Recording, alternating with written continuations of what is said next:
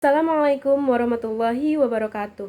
Nama saya Susi Mardianti dengan NIM 1714200169. Baik, di sini saya akan menjawab dan menjelaskan pertanyaan yang pertama, yaitu jelaskan cara bank syariah agar dapat melindungi deposan dari kerugian dan jelaskan fungsi dari lembaga penjamin simpanan.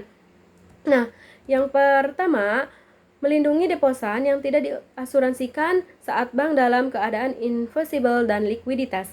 Yang kedua, menyerap kerugian yang tidak diharapkan guna menjaga kepercayaan masyarakat bahwa bank dapat terus beroperasi. Yang ketiga, memperoleh sarana fisik dari kebutuhan dasar lainnya yang diperlukan untuk menawarkan pelayanan bank. Yang keempat, sebagai alat pelaksanaan peraturan pengaduan aktiva yang tidak tepat. Nah, fungsi dari lembaga penjamin simpanan atau LPS ada dua. Yang pertama, menjamin simpanan nasabah penyimpan. Yang kedua, turut aktif dalam memelihara stabilitas sistem perbankan sesuai dengan kewenangannya. Nah, pertanyaan yang kedua, jelaskan mengenai alternatif yang tersedia bagi bank syariah. Yang pertama yaitu alternatif kecukupan modal. Nah, modal dalam bank syariah sangatlah sederhana karena tidak terdiri dari instrumen campuran, pinjaman subordinatif, dan bentuk-bentuk baru lain dari dana. Nah, meskipun rekening giro pada bank syariah tidak jauh beda dengan giro bank konvensional, akan tetapi tidak demikian dengan rekening investasi atau deposito, sehingga penerapan kecukupan modal sesuai dengan standar Basel. Nah, hal ini yang mendorong untuk mengkaji ulang standar tersebut dan memberikan alternatif perhitungan modal yang terpisah antara rekening investasi dan rekening giro, yaitu penggabungan kecukupan modal bagi rekening giro dan rekening investasi, pemisahan kecukupan modal bagi rekening giro dan rekening investasi. Nah, alternatif yang kedua yaitu alternatif pembobotan resiko. Nah, sebagaimana yang telah dibahas bahwa bagian dari Basel Accord yang berhubungan dengan pembobotan risiko atas aset yang penentuan pemodalan akan diubah.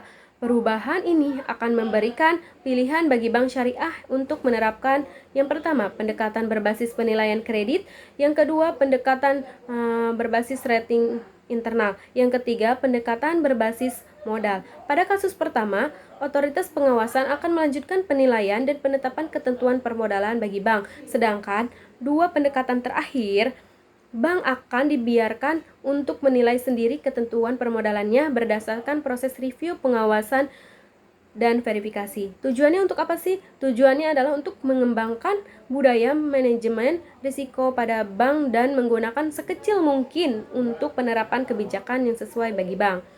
Nah, pertanyaan yang terakhir yaitu, jelaskan mengenai jenis risiko yang melekat pada bisnis perbankan. Bagaimana langkah untuk meningkatkan budaya manajemen risiko di bank syariah?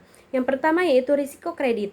Risiko kredit disebabkan oleh ketidakmampuan para debitur dalam memenuhi kewajibannya sebagaimana yang perlu dipersyaratkan oleh pihak kreditur. Yang kedua yaitu risiko pasar. Disebabkan karena adanya pergerakan pasar dari kondisi normal ke kondisi luar prediksi atau yang tidak normal, sehingga kondisi tersebut menyebabkan pihak perbankan mengalami kerugian. Yang ketiga yaitu risiko likuiditas yang dialami oleh pihak perbankan karena ketidakmampuannya memenuhi kewajiban.